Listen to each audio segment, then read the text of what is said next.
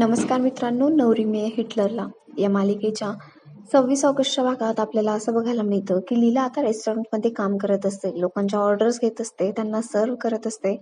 तिला हे सगळं कठीण जात असतं, पण तरी सुद्धा ती जमवून घेत असते आणि लोकांना त्यांच्या सगळ्या ऑर्डर्स पूर्ण करून देत असते. इकडे आता लक्ष्मी आणि सरस्वती बोलत असतात. लक्ष्मी म्हणते, हे जे तर लीलाचं सगळंच ऐकताय, आधी तर तिला समोर सुद्धा उभं करत नव्हते आणि आता एवढा त्यांच्यात बदल कसा काय झाला. आणि आता तर तिला चक्क हॉटेलमध्ये घेऊन गेले आणि तिची आता एक स्वतंत्र केबिन सुद्धा असणार. सगळेजण तिच्या मागे मागे करत असणार. मॅडम मॅडम म्हणून तिला काय हवं नको ते सगळं विचारत असणार.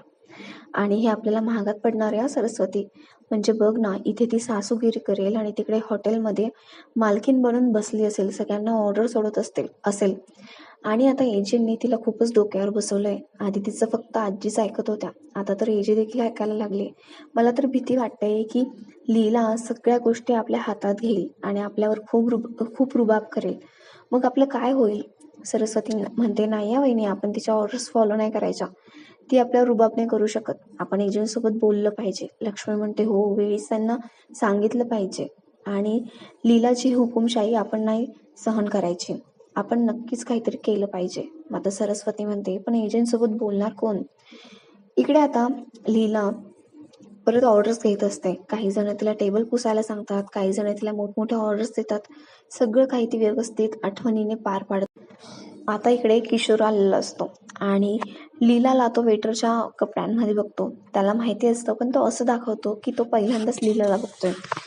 आणि तो म्हणतो, एक कॉफी माझ्या केबिनमध्ये आणून द्या. आणि नंतर म्हणतो, लीला अगं तू काय करतेस इथे आणि हे कपडे का घातलेस. त्यावर लीला म्हणते, नाही, मी ते जॉब करते वेटरचा, म्हणजे मलाच तसं करायचं होतं, मला हे काम शिकायचं होतं. पण मग एजंटनी मला हेच काम दिलं कारण मला काहीच यातलं माहिती नाहीये, त्यामुळे बेसिक पासून सुरुवात करायला हवी, म्हणूनच मी हा जॉब स्वीकारला. आणि मी यामध्ये खूप खुश आहे. यात कोणाची काही चूक नाहीये, उलट मी आनंदी राहूनच हा जॉब करते. आता किशोर मनातल्या मनात म्हणतो की लीला, तू कितीही लपवलंस ना तरी मला माहितीये तू इथे का आणि कशासाठी हे काम करतेस ते. आणि एजंटने तुला हा जॉब देऊन माझंच काम सोपं केले. आता पुढच्या 7 दिवसामध्ये मी असं काही चित्र पालटवीन ना की तू सुद्धा माझ्या टीममध्ये असशील, एवढं लक्षात ठेव. आता विराजने किशोरला फोन केलेला असतो. किशोर बाजूला येऊन त्याच्याशी बोलत असतो. विराज सांगत असतो, अरे दादा, आम्हाला खूप मोठी ऑर्डर मिळाली आहे आणि आता सगळं काही आमच्या मनाप्रमाणे होत आहे. तो खूप खुश असतो. किशोर म्हणतो, ठीक आहे, चांगली गोष्ट आहे. आता मी जे सांगेन तो फंडा वापरा. त्यावर आता विराज म्हणतो, अरे कुठला फंडा. आता किशोर म्हणतो, घरी ये, घरी आल्यावर आपण सविस्तर बोलूया. तो फोन कट करतो आणि म्हणतो, तुम्हाला धुळीला मिळवण्याचा फंडा आणि तुम्हाला रस्त्यावर आणण्याचा फंडा, हाच आहे माझा प्लॅन. आणि त्यानुसारच तुम्ही आता कराल. मी जे सांगेल तेच कराल तुम्ही. आता कालिंदी 18 लाख रुपये बँकेतून काढून घरी घेऊन जात असते आणि तेवढ्यात काही चोर तिच्या हातातली बॅग पळवून नेतात. कालिंदी एकदम अशी धक्का लागल्यासारखी तिथेच उभी राहते. नंतर थोडी भानावर येते आणि रडायला लागते आणि स्वतःच्याच डोक्यावर हात मारून घेते आणि म्हणते, काय केलंस कालिंदी हे तू. तरी हे सांगत होते की मी जातो बँकेत पैसे आणायला, पण नाही, मी अजिबात त्यांचं ऐकलं नाही. त्यावर आता ती म्हणते की नाही, मला काहीतरी विचार केला पाहिजे आणि विचार करूनच घरी उत्तर दिलं पाहिजे. आणि 18 लाख रुपये कोणीतरी चोराने पळवून घेऊन गेला आहे हे सांगायला नको, नाहीतर तोंड दाखवायला जागा उरायची नाही. आणि काहीतरी पैशांचा बंदोबस्त करायला हवा. पण ती खूप रडत असते, तिला खूप वाईट वाटत असतं.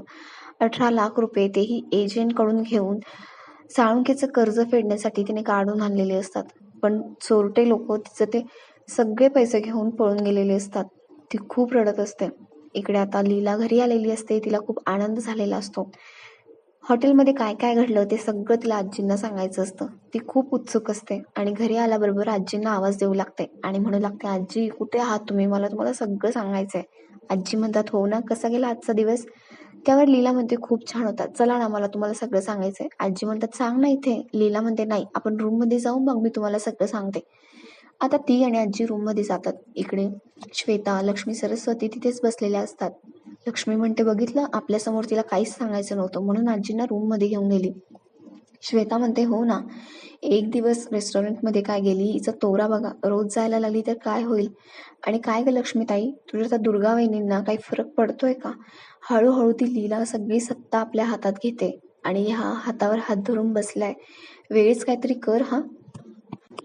आता दुर्गा हा लीलाच्या घरी गेलेली असते आणि बाबा दरवाजा उघडतात आणि दुर्गाला बघून ते म्हणतात, या ना दुर्गा मॅडम, आतमध्ये या. दुर्गा म्हणते, मी कालिंदी त्यांना भेटायला आले, त्या कुठे आहेत? त्यावर बाबा म्हणतात, येईल ती, बाहेर गेलीये, पण या ना तुम्ही आत. बाबा तिला पाणी वगैरे विचारतात आणि आता ही दुर्गा का आली असेल असा त्यांना प्रश्न पडतो. आणि कालिंदीला हिच्याकडे काय काम होतं, तिने तर मला काहीच सांगितलं नाही. ही लीलाविषयी बोलायला तर आली नसेल ना? आता बाबा दुर्गाला विचारतात, दुर्गा मॅडम सगळं काही ठीक आहे ना? दुर्गा म्हणते, हे तुम्ही मला सांगायला हवं. तिला असं वाटतं की कालिंदीने आपल्याकडे जी पैशांची मागणी केली आहे ती बाबांना देखील माहिती आहे. ती सगळं काही सांगायला जात असते. तेवढ्यात तिथे कालिंदी येते आणि कालिंदी तिला अडवते आणि बाबांना म्हणते, जा तुम्ही चहा वगैरे घेऊन या. दुर्गा म्हणते, नको नको, मला नकोय चहा. कालिंदी बाबांना म्हणते, अहो ऑर्डर आहे ना नानकटाईची. बाबा म्हणतात, झाली ती. आता कालिंदी म्हणते, आम्हा बायकांना बोलायचंय, त्यामुळे तुम्ही बाहेर जाता का? म्हणजे बायका बायकांमध्ये तुम्ही काय करणार ना बसून. आता बाबा तिथून निघून जातात. कालिंदीला दुर्गाची मदत आता खरंच हवी असते आणि बरोबर दुर्गा त्यावेळेला आलेली असते. इकडे आजींना लीला सगळं काही सांगत असते. तिला खूप आनंद झालेला असतो. आजी म्हणतात, लीला सगळं काही सांग, मला सगळं ऐकायचंय. लीला म्हणते, हो ना आजी, मला सुद्धा तुम्हाला सविस्तर सगळं सांगायचंय.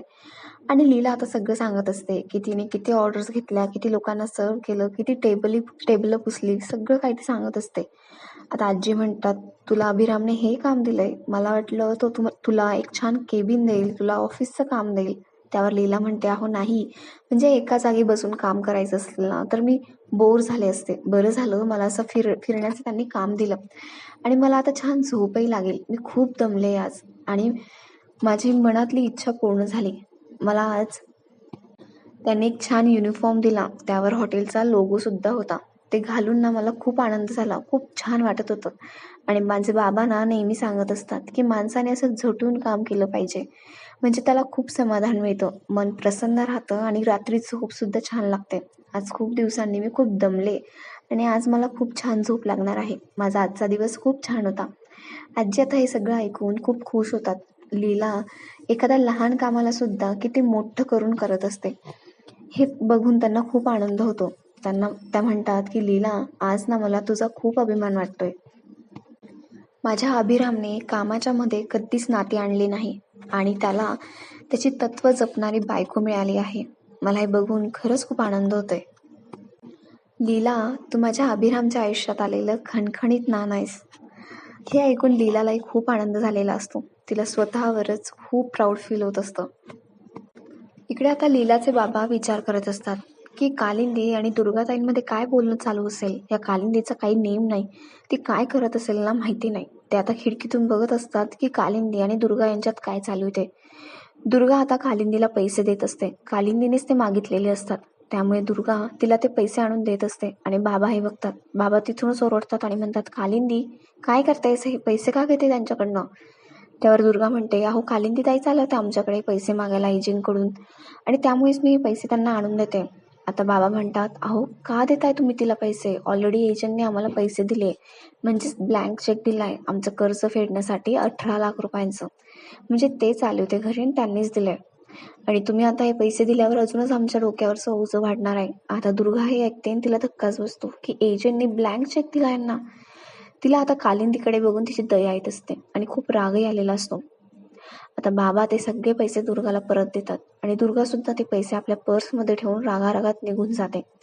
इकडे मात्र कालिंदी आता खूपच गोत्यात आलेली असते. तिचे पैसे ही चोराने पळवून नेलेले असतात आणि एजंटने ते पैसे दिलेले असतात. आता काय करायचं, बाबांना काय उत्तर द्यायचं, या सगळ्यांचा विचार ती करत असते. आणि बाबांनी दुर्गाला सगळं काही सांगितलेलं असतं, त्यामुळे आता दुर्गा घरी जाऊन सगळ्यांना सांगणार असते की लीलाच्या बाबांना एजंटनी पैसे दिले असं. आता लीला आजींच्या रूममधून बाहेर आलेली असते. लक्ष्मी, सरस्वती आणि श्वेता यांना जाणून घ्यायचं असतं की नेमकं आज हॉटेलमध्ये काय झालं ते. त्यामुळे ते लीलाची उलट तपासणी करत असतात. तिला विचारत असतात की काय ग, नक्की काय काम दिले तुला एजंटने आणि तुला कोणती केबिन दिली आहे, तुझ्या हाताखाली किती लोक आहेत कामाला? त्यांना असं वाटतं की एजंटने लीलाला खूप मोठी पोस्ट दिली, पण लीला सुद्धा यांची फिरकी घेण्याचं ठरवते आणि म्हणते, अहो मी ना आज खूप दमले आहे आणि हॉटेलमध्ये सुद्धा कामच होतो, घरी येऊन परत कामाचाच विषय, त्यामुळे मला कंटाळा आलाय. हे सगळं नका विचारू. पण तरीसुद्धा मग ती सांगते, मला ना एक छोटीशी केबिन नाही मिळाली, अख्खा मजलाच दिला एजंटने, इथपासून तिथपर्यंत. आणि माझ्या हाताखालची लोकं म्हणजे तुम्हाला कलिग्स म्हणायचं आहे का? साधारणतः 32 एक लोकं असतील माझे कलिग्स. आता हे ऐकून त्या तिघीजणी खूप चाट पडतात. त्यांना वाटतं की बापरे! एजेने हिला खूपच मान-सन्मान दिलेला दिसतोय. लीला म्हणते, एजे ना माझी खूप काळजी करत होते आज. श्वेता म्हणते, पण तुम्ही आज दोघं सोबत का नाही आलात? म्हणजे तू एकटीच आलीस घरी? त्यावर लीला म्हणते, हो एजेच म्हणाले, तू काम करून दमली असशील ना, जा, माझं काम अजून बाकी आहे, त्यामुळे तू ताटकळत बसू नको, तू घरी जाऊन आराम कर. एजे ना माझी खूप काळजी घेतात, त्यांना खूप काळजी आहे माझी. म्हणजे आम्ही नवरा बायको असलो तरी सुद्धा कामाच्या ठिकाणी कामच असतं आणि नात्याच्या ठिकाणी नातं. आता लीला जायला निघते आणि ती म्हणते की तुम्ही विचारलं नाही पण मी सांगते, आज ना माझं खूप पोट भरलंय. दुपारी एजंटने मला आमच्या हॉटेलचं हे स्पेशल आहे, ते स्पेशल आहे असं म्हणून खूप काय काय खाऊ घातलंय. त्यामुळे मला इतकी भूक नाहीये, मी फक्त वरण भातच खाईल. असं बोलून ती निघून जाते. या तिघी जणी आता आश्चर्यचकित होतात की बापरे, लीला मागून येऊन आमच्या पुढे जाते आहे आणि त्यांना खूप टेन्शन आलेलं असतं. इकडे मात्र लीला खूप मजा करत असते. त्यांची फिरकी घेऊन तिला खूप आनंद झालेला असतो आणि आपला आजचा हा भाग इथेच संपतो.